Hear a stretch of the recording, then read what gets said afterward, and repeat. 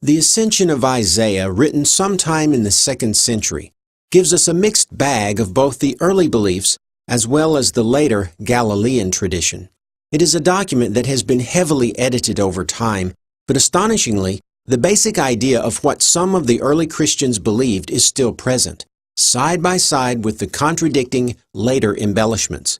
The following passage will help corroborate the idea that the demons killed Jesus because they did not recognize him as the Son of God, but took him to be a mere human.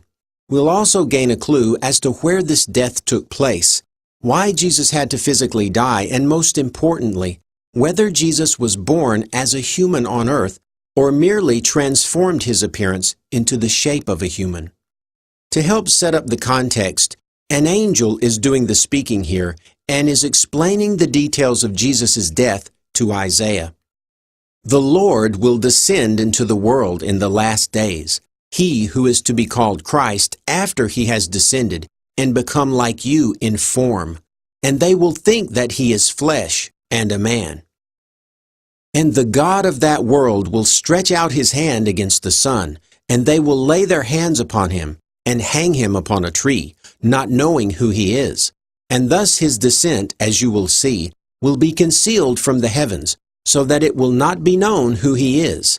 And when he has plundered the angel of death, he will rise on the 3rd day, and will remain in the world for 545 days, and then many of the righteous will ascend with him. The idea that Jesus would descend from the highest level of heaven to be killed in the last days surely is a much later development than the beliefs of Paul, since here Jesus' death does not occur at the beginning of time, but during the last days. This is because not only has the Ascension of Isaiah been edited over time, but perhaps was composed by an entirely different sect of Christians who believed Jesus would be killed just before the end of time, rather than at the beginning of time. But the main points I want to highlight are these.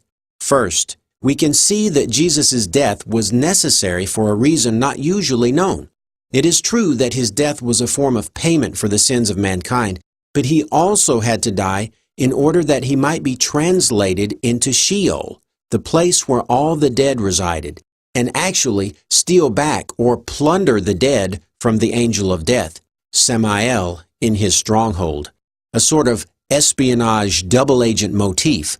By actually tricking the demons into killing him, Jesus could then die and go into Sheol, where all the dead were being kept, and steal them back to the land of the living. We know this is not mere symbolic language, because if by merely dying Jesus could defeat death, there'd be no reason to depict him as actually going into Sheol. We can see this idea a little more clearly in the passage from chapter 10. Go forth and descend through all the heavens, and thou wilt descend to the firmament, and that world, to the angel in Sheol, thou wilt descend, but to Haguel thou wilt not go. And thou wilt become like unto the likeness of all who are in the 5 heavens. And thou wilt be careful to become like the form of the angels of the firmament, and the angels also who are in Sheol. And none of the angels of that world shall know that thou art with me, and of the 7 heavens, and of their angels. Much more could be said about this idea, but let's move on. Secondly, it is Satan who is described as stretching out his hand against Jesus, and the phrase, they will lay their hands upon him and hang him upon a tree, most likely refers to the demons and not the Jews or Romans for a couple of reasons. 1. It comes immediately after the mention of Satan. 2. Both Satan and they are depicted as grabbing Jesus physically with their hands. And 3, a less obvious reason, is that these beings who hang him on a tree will think he is flesh and a man. This point really should be stressed. What else would the Romans and Jews think if they saw something shaped like a man that walked and talked like a man? But the big clue here is that just because the Romans or Jews saw Jesus and assumed he was a man, would have been no reason to kill him. They would not have killed Jesus just because he looked like a man.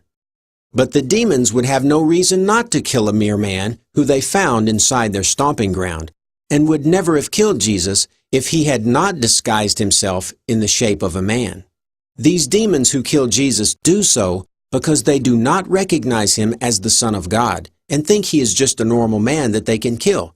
Remember in the last video, we read a similar statement from Paul. None of the rulers of this age understood it, for if they had, they would not have crucified the Lord of glory. So we now have further corroboration that the demons killed Jesus, but we've also seen a merging of both early and late beliefs into one document. Not uncommon, but rather the norm. New ideas spawned new apologies and explanations, and we see this in almost every Christian document. But the part that's most intriguing is the part about Jesus merely looking like a man. They will think that he is flesh and a man. Jesus is depicted as taking on the shape of a human and not actually becoming human. He merely takes on the appearance of a man after descending through the levels of heaven, and the phrase "they will think that he is flesh and a man" certainly seems to leave no room for a human Jesus. But some may want to argue that this passage is not from the Bible. That's why it was not included as Holy Scripture. This is just a heretical view of later Christianity. This is merely a form of Docetism, where Christians denied the physical body of Jesus but still believed he was on earth and did all that the Gospels claim. Once again, the answers can be found in the earliest Christian writings. Let's see if any of the earliest New Testament documents contain this idea of Jesus not really being a human, but simply looking like one. If we can find this, it's going to hammer yet another nail into the coffin of the historical Jesus. Why don't we start with who else? Paul the Apostle.